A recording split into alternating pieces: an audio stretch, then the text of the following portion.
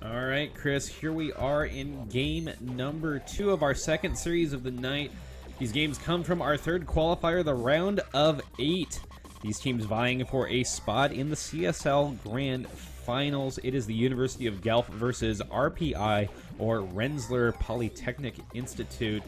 Game number 1 going, I'd say, RPI. I'd say it's pretty definitive win right there. It wasn't, too sketchy or anything. Early lead right there held by the Terran player, able to put on pressure, expand behind it, and then just continually put pressure onto his Zerg opponent from the University of Guelph. Yeah, I think it really just did boil down to, Steadfast's decision to go for that early Roach burrow, and you have to realize that's such a big commitment to get that early burrow. It's just so much gas, early game invested into it, and he didn't really, get much done with it.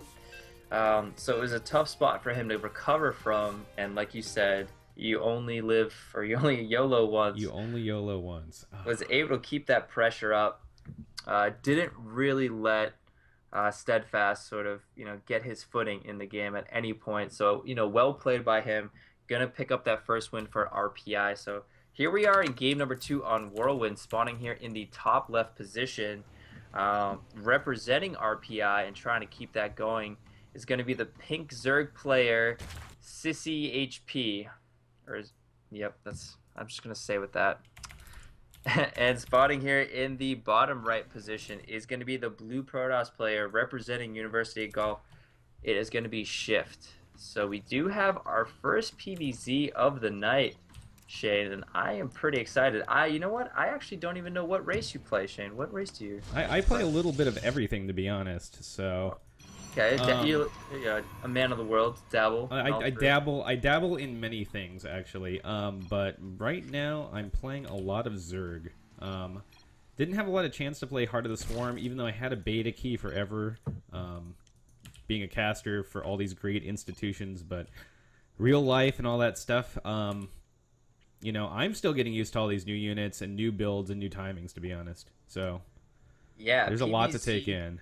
Yeah, PvZ, in that early game, it looks pretty damn similar to how it did in Wings of Liberty, and then,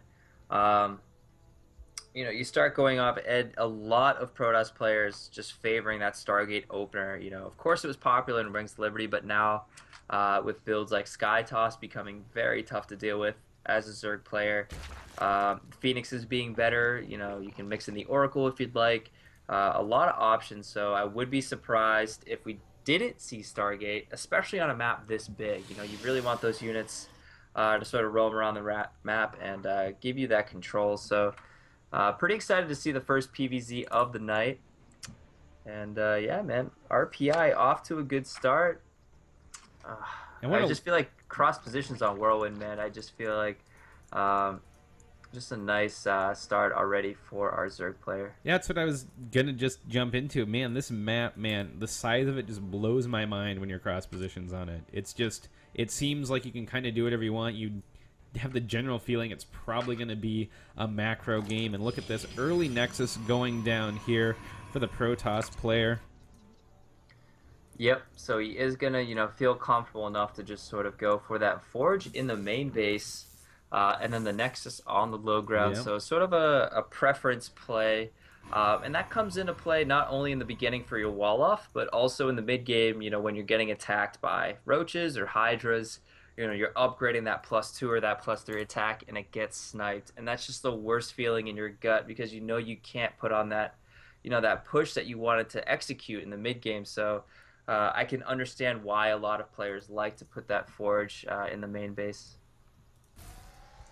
The only thing you lose here is you can't wall off as easily. That one cannon there can help at the front, but if a big Ling run by early on can be pretty devastating.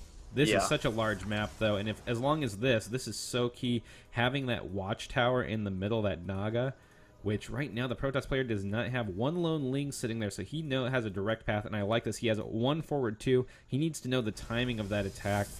Doing a great job and being so aggressive with the economy. Third hatch already on its way down. Yeah, so while these players sort of get, rolling, let's talk a little bit about each of these teams. Yeah. The Zerg player playing for RPI, RPI is a team. The coordinator is one of our fellow casters, Matt Genslater East, and we may be seeing him play later on. And these guys work pretty hard here. Matt, like you said earlier, a Grandmaster player himself.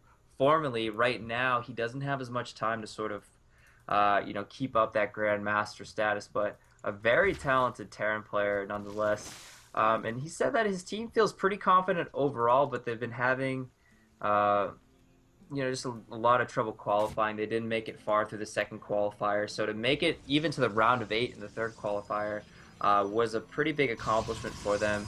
Meanwhile, University of Guelph were not able to field their whole team for this qualifier, but they got their 5 best players here, so they're feeling pretty confident.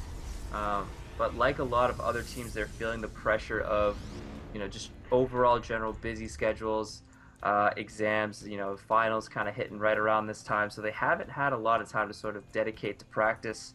But they do, kind of hit the bars at least once a week as a team, get some drinks, and they like to bitch about balance apparently. Which, I mean, who doesn't like to whine a bit, about balance here and there? That's the number one talk, and I like what we're seeing here from the RPI player, bringing his Overlord through. Just wants to get an idea of what's going on. Sees down there pretty good saturation at the natural. Going to see the mothership core, but is he going to spot anything else like this Stargate over here humming away? Phoenix is coming out.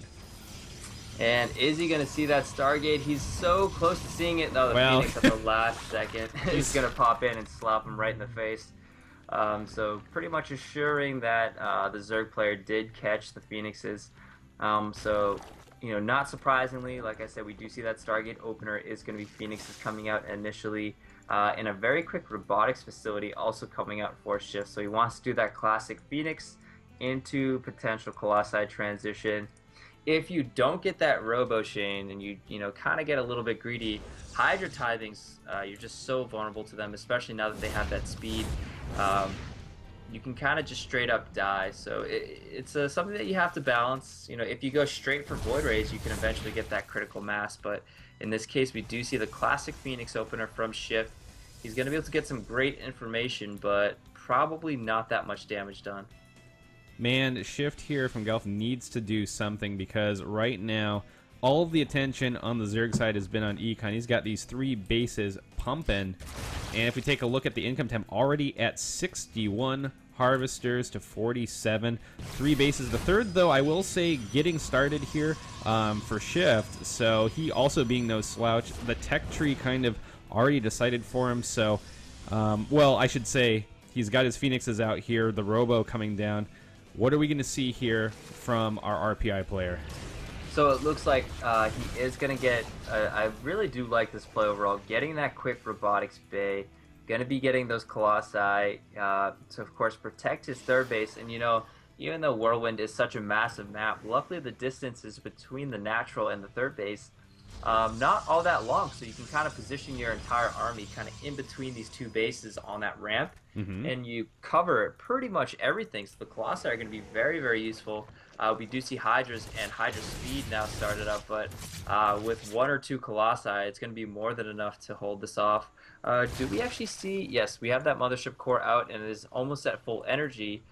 So that's going to be 2 photon overcharges, and that helps in dealing with Hydra aggression a lot. Oh, for sure. 4 Hydras making their way, 5 making their way across the map with 4 more over here. They're going to run right into, and a nice hallucinated Phoenix there, getting good information. Yeah, very nice. And the Phoenixes are actually a bit out of position here. They may catch this 4th base on their way back home. Not the scariest amount of Hydras. I think actually Shift's gateway count alone would be enough to deal with this with just a couple of good force fields. But the Hydras are actually going to kind of close in on the 3rd base here. I love the positioning of this Mothership core. Immediate photon overcharge, and Shift with some great force fields as well. Just doing a great job zoning out these Hydras. The Stalkers and the Sentries actually standing a little bit too close to force field, and a great surround by those Lings. That battle actually turned very quickly into the Zerg's favor there. Shift is still going to clean that up, but not a bad trade overall. No, not at all indeed. worker count 83 to 56 right now. And this is the point where if you're playing as a Zerg player, you're feeling pretty damn good. Even though you didn't, do any economic damage, you know the tech that your opponent's going for. You know he's got these Phoenixes flying around. He's got a few gateway units, but you're on 4+ bases. You're saturated. Now it's time for you just to make units and respond. And he's actually going to be making Mutalisk. And this is a scary situation for Shift. He's already invested into that robotics bay. He's already investing into range for those Colossus. Yep. And against Mutalisk, you just really don't want Colossus. You really just do not want them. I can't stress enough how annoying it is, especially on such a large map like Whirlwind. You don't have that opportunity to hit those timings with your Colossus. The 2 base or 2.5 base. Well, I have 2 Colossus, maybe I'll just try and kill you. That's not really going to work here on this map. So here come the Mutalisk, and the Phoenixes are going to be very helpful in dealing with this, but he has to keep such a watchful eye on them. Now he's actually going to start Phoenix production back up. I love this decision from Shift. It's not like Wings of Liberty, man. Phoenixes, they're actually pretty good in dealing with Mutalisk now, even in large numbers, I guess I should say. I'm surprised we don't see Tempest coming out yet. But no. It's a little early for Tempest right now. I mean, Phoenixes with that increased range, they did get that +1 range buff in Heart of the Swarm, and it just does help in dealing with these Mutalisks so much. Blink now on the way, as well as +2. So Shift actually reacting pretty well here. Luckily, his economy was in good enough shape. And he's actually taken almost no damage from these Mutalisks so far, so very well done from Shift. And if he holds on for just a little bit longer here, he will be in the clear for the most part. I mean, both players here approaching saturation. Shift a little bit supply blocked right now. Gonna need to throw down some pylons because he did lose one there, so... there we go, 3 coming down, but oh, look at this. A lot of Lings up here. They're going to attempt to run by 1 photon cannon. Oh, and actually 2 back here, so that shouldn't be too scary. The Mutalisk just looking to connect, and there they go. They did find an opening. Are they going to go in? Oh, no. God. The Phoenix is actually getting a little bit lazy. They did pull back, though, so still great control from Shift. I can't stress how hard it is to always have a watchful eye on those Phoenixes. Great photon overcharge coming down on that Nexus. The Mutalisks are going to be able to pick off some probes here, and probes off the 3rd base have also been kind of shoved into that poor Geyser. 19 out of 3, a little bit of an oversaturation there, and he does actually end up fixing that, so good job there. The Phoenixes, though, they're going to go down, and that was a huge, God, losing those Phoenixes. I just know that feeling as a Protoss player. It's not fun. I mean, the Corruptors were already doing a great job in stopping those Phoenixes, so Mutalisk continuing to do great damage, 9 more in production, and if you look at that same tab, you will see the Locust upgrade is now on the way as well. Oh, here we go again, down here at the natural. That Nexus just getting pounded on, even though there's no more. Oh, and I love that little trick right there. Forcing the blink. He's going to come up here into the main. Wow, wow, that's a lot of gateways. And I bet he'll swing around and attack the 3rd base. Yep, there he goes. I do want to say one thing as we do see the Zerg player taking out some cannons here. He's actually going to be doing some more damage here. Shift having a hard time even holding on to 3 bases here. And look at all of those Lings coming across the map as well. So it looks like the Zerg player continuing to kind of shred up Shift's just overall base. And that's it, man. Look, he has had it. He is moving across the map. That is the sign of a frustrated player. He is saying, you know what, this is just not going to work. He is now pushing across, and he doesn't even have a mothership core. And base racing against Mutashane, never great. feeling.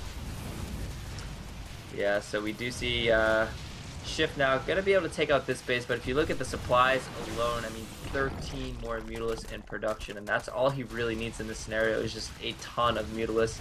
No Storm, no AoE in general. I mean, even Archons would be really helpful in this situation, but he just doesn't have them, man. He does have quite a few Stalkers. If he can get a good blink, he's kind of split his forces up here, which is giving him, giving the RPI player, the Zerg here, a little bit of time to regroup. But no, it's in full base race mode. Yeah, I would say it's in full base race mode. I mean, the thing is that we do see a Nexus coming down actually for Shift, and he has enough to build a couple more pylons. But I was just about to say, it may come down to just buildings at this point. I mean, Sizzy may not even need to engage Shift's army at all. Right. I mean, Whirlwind's just such a big map, but Shift is already down to only 200 minerals here. And look at that, we have a drone actually coming to build a hatchery right where Shift's Nexus is. So he's going to be found right now. And there's really not much more left. And I think no matter what, we're in a win situation here for our Zerg player. I mean, I understand, I feel you on that, but there's still so many stalkers down there. And well, what's the count on the mutas right now? If we go to, well, it's a lot, man. It's a lot, like more like a flock, right? Like more than a few. 27 mutalisks to 26 stalkers, and 6 corruptors. Shift knows it's a lost cause and does tap out. So that's actually going to be a win for RPI and a 2-0 lead, man. 2-0 again, man. These teams are really going after it. As we saw in our first series, UCI versus UCSD, UCI taking it 3-0. Are we going to see another 3-0 here in our second series from qualifier number 3, the round of 8? I don't know, man. It's definitely a possibility. Before we take a quick break, just want to give a shout out to our sponsors, MSI, Raid Call, and NCIX. We are giving away a ton of stuff, so check that out on our website and join us on Raid Call. And yeah, we will be back with the 2v2 between Guelph and RPI, so stay tuned.